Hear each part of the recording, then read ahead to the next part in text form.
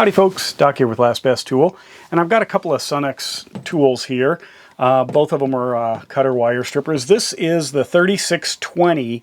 It is a multifunction wire stripper cutter plier.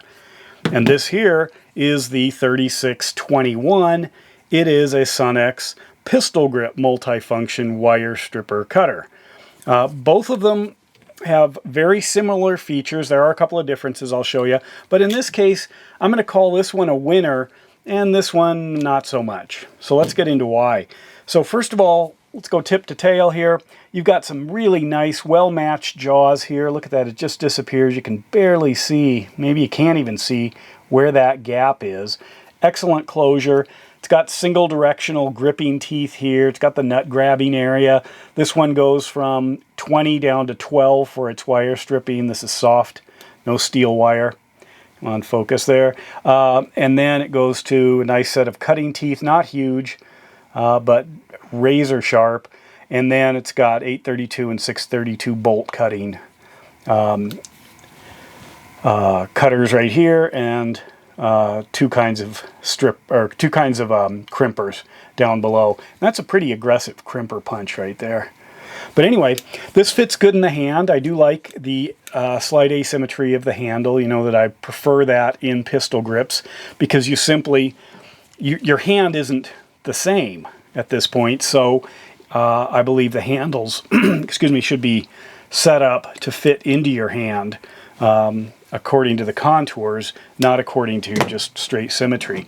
Now, the front end of this, compared to this, looks very similar, but there's a slight difference. This one just isn't quite as thick. But for some reason, that really makes a big difference. This one seems fairly strong. I put a little thin thing in here and then twist. It really holds it tight to the point, even with just that small grip there, I can actually, although I can pry it, I can also deform the metal. I can bend that. This one, on the other hand, and this is, to me, the big downfall here, is when I grab that, this just twists right out. For some reason, see that? I'm squeezing, look at that, I'm bowing the thing, and it doesn't grab very well at the front end, and even when you look, it doesn't match. So that's kind of a bummer there. As far as stripping and cutting goes, both of them cut quite well. Nice, hard, sharp metal. As far as stripping goes, no problem whatsoever. Pop that out. Oops, I'm pulling the strands out, I guess, on that. Look at that, kind of cool. Try that one again, smaller there, just to see. It's grabbing a little tiny bit. Let's try this one. This one goes to 10. So as you can see, 22 to 10 versus 20 to 12. So this has got a greater range here. Drop that in. You can see that. No real problems. As far as cutting bolts, no problem there either. You can see different sizes. This is threaded, so I can drop that in. You can see it's coming through. I'll go ahead and go a little further. No problem whatsoever. Easily slices through. Both of them are the same that way. And of course, even smaller bolts, it's even easier. And the threads, I'll show you. Well, you saw it here. I just threaded it right back in the same bolt, so it doesn't affect the thread. Comes out nice and clean. So, good job there. You can see that. Well done. These have a kind of a stick at this point, so they don't fly open. Right there, it sort of sticks. And then you can break it open. So there's no latch, there's no spring. That's something a little different about these.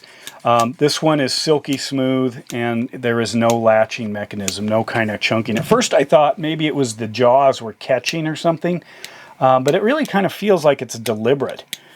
like it's machined in somehow. Both of these sell for around $20 to $22 a piece, which I thought was a pretty good deal. I mean, Sunex overseas makes good tools. I guess I need to be particular about overseas. These are made in Taiwan. It was pointed out in my other video. Germany, to me, is also overseas. I guess I should maybe talk about the sea to the west or the sea to the east. But anyway, so Taiwanese manufacturing. These are definitely a winner. I would pick these up again. Highly suggest them. These I'm not thrilled with. I don't like them that much. As far as, this is kind of a big deal here, I have pinched myself with this. You know, you're kind of, because they don't have a spring in them, like these Kleins do. You know, the Klein, you can actually sort of let it float in your hand and easily let the spring do the work. I kind of like that. On these, especially with that extra clunk right there, sometimes I'll work up and then I'll be working and then I'll close it. And you see how it pinches my finger right there? I have done that. This one is very difficult to do, to get your finger that far up in it.